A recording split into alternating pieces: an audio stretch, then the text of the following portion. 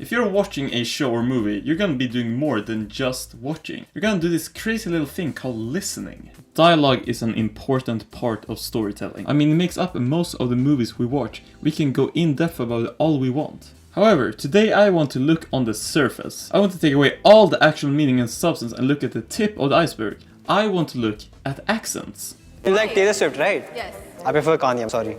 Accents are a pretty funny thing. I have an accent, you have an accent, I mean we all got one. It's like the ability to poop, but even more so because women can also have an accent. There's a huge variety in accents from around the world and even a ton of different ones in each country. So why do we always hear the same one in the things we watch? The desk sergeant with a box of cigars for his mom. Our practice is relatively young, Miss Page, and we are aggressively pursuing new clientele. You gotta stop giving Beth cigars. She likes to smoke, man. This is basically the modern baseline of English. It's called Standard American English, and when most hear it, they probably don't even think about that it is its own accent. And that's due in part to how prominent it is in movies and shows. There's a whole slew of reasons for this, and that's why I wrote a whole script about it. But that probably was way too big, so I'm gonna take a segment from that and make it into a smaller video. This one. Now, there's nothing wrong with Standard American English. I do, however, think it's kind of boring to only hear this voice in all the art we consume. I think it removes a lot of character that could be gained by having more unique accents. There is, however, a show that forgoes this. A show where the protagonist and the various side characters have really unique and funny voices that aided the setting and create a unique identity. This show is called Wayne.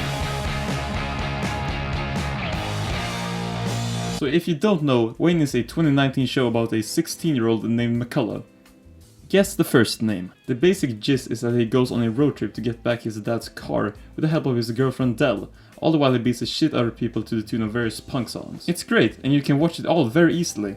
I'm sure you can figure out how. Someday I'll want to make an analysis of the whole show, but right now I want to focus on the most distinguishing part of the show, the accents. It's been an hour. You left me.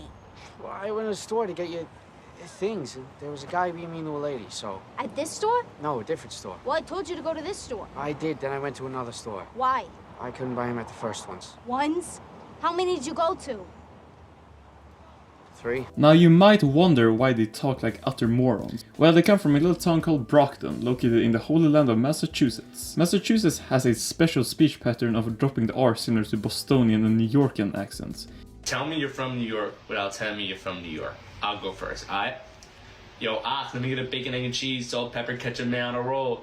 Yes, sir. It's derived from early British settlers who also have a light pronunciation of the R, just like with T. I don't know how accents grow and shit, but it really doesn't matter. Just know that all the characters basically talk like JFK. How the fuck long am I gonna sit in your phone? Jesus, let the man have a few beers in peace, please. His daughter's missing. He's worried out of his gourd. And with everything he's going through, you're gonna be the beer police? We could at least put on some tunes. Do not. Hey, let's all go swimming in my pool. And by pool, I mean bathtub. And by swimming, I mean What does matter is that it adds some real style and swag to the show. Wayne and Dell come from the aforementioned Brockton, which by all accounts is a shithole. Well, at least in the show, so to the 4 sentient Brocktonites out there, don't kill me. It's a real working class town. No one seems to have that much money, there's cracks in the streets, and it's super grey, which isn't really special to the town, it's just that the show is colored like concrete, and later on, piss-colored concrete. You get the sense that it's really grimy and a bit brutish. But as said before, this is a road trip story where the characters leave the town after episode 1. Wayne and Dell go through a ton of places on the way to Florida. A lot of them run down just like Brockton, but then, how do we get that Wayne and Dell are out of place? How they sound, of course! Wherever Wayne and Dell go, it's apparent that they aren't really supposed to be there. They stand out, mostly by their actions like crucifying this guy.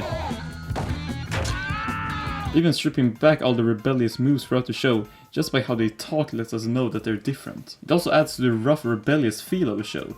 I mentioned earlier how Brockton is a lower class town, and whether we like it or not, we do have assumptions and stereotypes about people from those backgrounds, just like we do with every other group. These lower class towns in real life usually do have these rougher accents, which is why in film and shows they're usually given to people with that background. It's particularly given to older characters that are portrayed as not being sophisticated enough to talk properly. A great part about the accent using Wayne is that they don't shy away from it. They could easily have made Wayne and Dell talk like Californians to make them more likable and appealing to a wider audience, but no, They lean into their backgrounds and it reinforces their characters. Both of them are headstrong, short-tempered, and especially Del can be a real dick. Young to be drinking coffee is all. And you're a little old to be wearing that choker is all. But the hot ones with the hot ones, right, Tracy?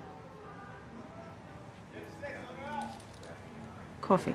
You? But they still show the good within them and use the stereotypical working class traits to emphasize that. This is all a conscious choice too. Neither of the actors for Del and Wayne talk like this. I mean, Wayne's actor is fucking Irish and you can't tell for a second. That's a compliment to the actors' great performances, but it's also chosen for a reason. The writers wanted to display the disaffected who generally don't get stories about them, and when they do, the more rough traits are sanded down to be more appealing. The show, in spirit of its theme, says fuck that and goes fully into the more quote-unquote niche parts by using the accent, which fits well with the use of hardcore and really brutal violence. It helps humanize the characters by showing them as they truly are. Just like all great works of art, it's authentic. And after a while, probably during episode 1 in fact, you get so used to the Massachusetts accent that you think it's weird when people in the show don't talk with it. It also creates an even starker contrast when they meet up with the Floridians in the latter half of the show, whom, just like Wayne and Del, have really distinct voices. It's just more for us. That's right. And I don't know why I'm always feeding those animals anyway.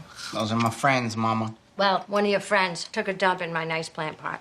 To sum up, I think Wayne displays that an on the surface small stylistic choice, like how the characters sound, can greatly enhance the bigger parts of the show. In the case of Wayne, the use of the Massachusetts accent in favor of standard American English makes it stand out among other shows, more importantly it reinforces the setting, themes and characters. I think we should be experimenting more with even small unconventional choices, because it can really add a whole nother layer to the show. The color grading is crazy though. I mean, of course it grew on me, but Wayne looks like he's a whole new ethnicity of human deriving from drywall.